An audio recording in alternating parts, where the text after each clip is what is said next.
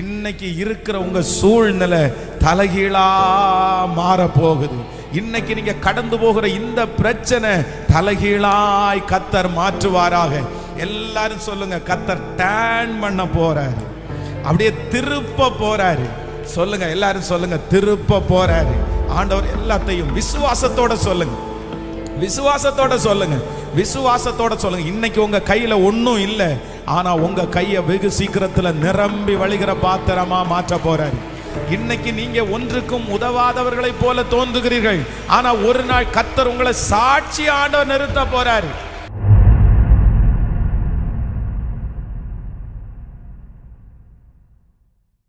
எஸ்தரின் புஸ்தகம் 6ஆம் அதிகாரத்தினுடைய 10வது வசனத்தை வாசிக்கும் போது, எஸ்தரின் புஸ்தகம் 6ஆம் அதிகாரம் 10வது வசனத்தை வாசிப்போமே ஆனால், 6வது அதிகாரம் 10வது வசனத்தை வாசிக்கலாம். அப்பொழுது ராஜா அரண்மனை ஆமானை நோக்கி, சீக்கிரமாய் நீ சொன்னபடி வஸ்திரத்தையும் குதிரையையும் கொண்டு போய் ராஜா அரண்மனையின் வாசலில் உட்கார்ந்து இருக்கிற யூதனாகிய மொர்தெகாய்க்கு அந்த பிரகாரம் செய்து நீ சொன்ன எல்லாவற்றிலையும் ஒன்றும் தவறாதபடி பார் என்றான். ஹல்லேலூயா. இங்க என்ன நடக்குது? ஆமான் உள்ள சொல்லிட்டு வரும்போது என்ன சொல்லிட்டு வர்றான்? நீ என்ன பார்த்து வணங்கலையா, நீ எனக்கு கை கொடுக்கலையா, இப்ப பாரு உன்னை நான் அழிக்க போறேன் பாரு. ராஜாவிடத்துல ஆமான் என்ன சொல்றதுக்கு வர்றாரு? நான் ஒரு தூக்கு மரம் நட்டிருக்கேன், அந்த தூக்கு மரத்துல இவனை நட்ட போறேன், இவனை கொல்ல போறேன்னு சொல்ல வர்றாரு. சொல்ல வரும்போது இப்போ அங்க காரியம் மாறுதலாம் முடியுது. எந்த மனுஷன் மொர்தெகாய கொல்லணும்னு வர்றானோ அந்த ஆமானுக்கு ராஜாவினிடத்திலிருந்து ஒரு கட்டளை கொடுக்கப்படுது, நீ அவனை அலங்கரிக்கணும், அதுவும் ஒன்று கூட குறையாம நீ என்ன சொன்னியோ சகலவற்றிலையும் அலங்கரிக்க கர்த்தர் நல்லவரா இருந்தார். காரியத்தை கர்த்தர் திசை திருப்புவதற்கு மாற்றுவதற்கு, விரோதமாய் வந்ததையும் சாதகமாய் மாற்றுவதற்கு கர்த்தர் வல்லவராய் இருந்தார். விரோதமாய் எழும்பின மனிதனையும் கர்த்தர் சாதகமாய் கர்த்தர் மாற்றினார்.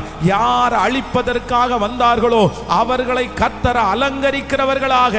நல்ல கைகளை மேல தட்டி, இப்போ நீங்க இந்த ஜெபத்துல கலந்து கொண்டு இருக்கும் போதே கர்த்தர் வாக்கு கொடுக்கிறார், உன் காரியத்தை மாறுதலாய் முடிய பண்ணுவேன், மாறுதலாய் முடிய பண்ணுவேன், மாறுதலாய் முடிய பண்ணுவேன். தெற்கத்தி வெள்ளங்களை திருப்புவது போல கர்த்தர் அந்த பிரச்சனையை தலைகீழாய் மாற்றுவார், அந்த சூழ்நிலையை தலைகீழாய் மாற்றுவார், இந்த வியாதியை கர்த்தர் தலைகீழாய் மாற்றுவார். நீங்கள் போய் கொண்டிருக்கிற இந்த காரியத்தை கர்த்தர் தலைகீழாய் மாற்றுவார். உன் காரியங்கள் வாய்க்கும், காரியங்களை வாய்க்க பண்ணுகிற கர்த்தர் நம்மோடு இருக்கிறார். ஆமென். எத்தனை பேர் விசுவாசிக்கிறீங்க? இன்னைக்கு இருக்கிற உங்க சூழ்நிலை தலைகீழா மாற போகுது. இன்னைக்கு நீங்க கடந்து போகிற இந்த பிரச்சனை தலைகீழாய் கர்த்தர் மாற்றுவாராக. எல்லாரும் சொல்லுங்க, கர்த்தர் டர்ன் பண்ண போறாரு, அப்படியே திருப்ப போறாரு. சொல்லுங்க, எல்லாரும் சொல்லுங்க, திருப்ப போறாரு. ஆண்டவர் எல்லாத்தையும் விசுவாசத்தோட சொல்லுங்க, விசுவாசத்தோட சொல்லுங்க, விசுவாசத்தோட சொல்லுங்க. இன்னைக்கு உங்க கையில ஒன்னும் இல்லை, ஆனா உங்க கையை வெகு சீக்கிரத்துல நிரம்பி வழிகிற பாத்திரமா மாற்ற போறாரு. இன்னைக்கு நீங்க ஒன்றுக்கும் உதவாதவர்களை போல தோன்றுகிறீர்கள், ஆனா ஒரு நாள் கர்த்தர் உங்களை சாட்சி ஆண்டவர் நிறுத்த போறாரு. ஆமென். என்னாகமம் 23ஆம் அதிகாரத்துக்கு வந்தீங்கன்னா, என்னாகமம் 23ஆம் அதிகாரத்துல நீங்க பார்க்கும்போது 30வது வசனத்தை வாசிக்கலாமா? 23ஆம் அதிகாரத்தினுடைய 30வது வசனத்தை வாசிக்கலாம்.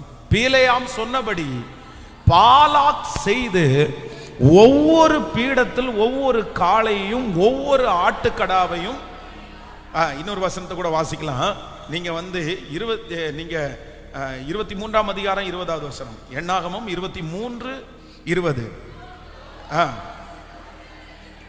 23:20, இதோ ஆசீர்வதிக்க கட்டளை பெற்றேன், அவர் ஆசீர்வதிக்கிறார், அதை நான் திருப்ப கூடாது. இப்ப நல்லா கவனிச்சுங்க.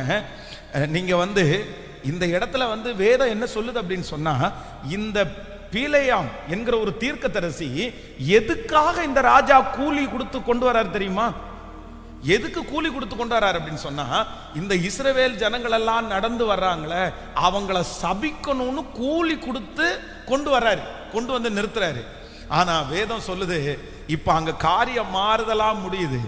என்ன காரியம் மாறுதலாம் முடியுது அப்படின்னா, கூலி கொடுத்து சபிக்க சொன்னா அகைன் திருப்பி ஆசீர்வதிக்கணும்னா கூலி கொடுத்து தானே ஆசீர்வதிக்கணும். ஆனா வேதம் சொல்லுது, கூலி கொடுத்து ஆசீர்வதிக்கிறதுக்கு ஒரு மனுஷன் அழைக்கப்படுறான், இலவசமா ஆசீர்வதிச்சுட்டு போயிடுறான். ஹல்லேலூயா! எவ்வளவு அழகா ஆண்டவர் காரியத்தை மாறுதலாய் முடிய பண்ணினார். ஒரு அந்த மனுஷனை கொண்டு வந்து நிறுத்தி இந்த ஜனங்களை எல்லாம் ஆசீர்வதிங்கன்னு சொன்னா கேட்க மாட்டாரு. ஆனா எதிரி வந்து கூலி கொடுத்து கொண்டு வந்து நிறுத்தினா அவருடைய வாயை திறந்தா மொத்தமும் எப்படி வருதுன்னா ஆசீர்வாதமான வார்த்தையா வருது. கர்த்தர் அப்படியே திருப்ப பண்ணினார். உங்கள் மேல் இருக்கிற சாபத்தை கர்த்தர் ஆசீர்வாதமாய் திருப்ப பண்ணினார். ஆசீர்வாதமாய் திருப்ப பண்ணினார். எனக்கு ஒரு நல்ல விசுவாசம் இருக்குது, எனக்கு ஒரு பெரிய நம்பிக்கை இருக்குது. ஆண்டவர் சொல்றார், நான் திருப்புவேன். இன்னைக்கு இருக்கிற சூழ்நிலையை தலைகீழாய் மாற்றுவேன். இந்த சூழ்நிலை அல்ல, கர்த்தர் ஒரு மேன்மையானதே நமக்கு தரப்போகிறார். கைகளை உயர்த்தி சொல்லுங்க, இதை நான் விசுவாசிக்கிறேன் ஆண்டவரே. முழு மனதோட சொல்லுங்க, கர்த்தர் டேன் பண்ண போறாரு, கர்த்தர் திருப்ப போறாரு. காரியம் மாறுதலாய் முடிய போகுது, காரியம் மாறுதலாய் முடிய போகுது. சொல்லுங்க சொல்லுங்க, இது கர்த்தருடைய வார்த்தை, இது தேவனுடைய வார்த்தை. ஆண்டவர் நிறைய பேரோட கர்த்தர் தெளிவாய் பேசி கொண்டிருக்கிறார். ஆண்டவர் தெளிவா பேசுறாரு. இல்ல, நான் இதை மாற்றுவேன், நான் இந்த சூழ்நிலையை மாற்றுவேன், இந்த காரியம் மாறுதலாய் முடியும். நடக்காது என்று சொன்ன அந்த காரியத்தை நான் நடத்தி முடிப்பேன்னு கர்த்தர் வாக்கு கொடுக்கிறார். இந்த காரியம் ஆகாதுன்னு சொன்ன அந்த காரியத்தை கர்த்தர் அப்படியே இந்த காரியத்தை தலைகீழாய் மாற்ற பண்ணுவார். அந்த கேஸ் தலைகீழாய் மாறும், அந்த பிரச்சனை தலைகீழாய் மாறும். உங்களுக்கு விரோதமாய் எழும்பி நிற்கிற அந்த போராட்டம் கர்த்தர் சொல்லுகிறார், நீ பயப்பட வேண்டாம். நீங்க பயப்படுறது மாதிரி அது மாறாது, அதற்கு மாறாக தலைகீழாய் மாற்றுகிற ஒரு தேவன். நல்ல கரங்களை முழு பலத்தோட தட்டி, முழு பலத்தோடு கரங்களை தட்டி விசுவாசத்தோடு சொல்லுவோம், விசுவாசத்தோடு சொல்லுவோம்.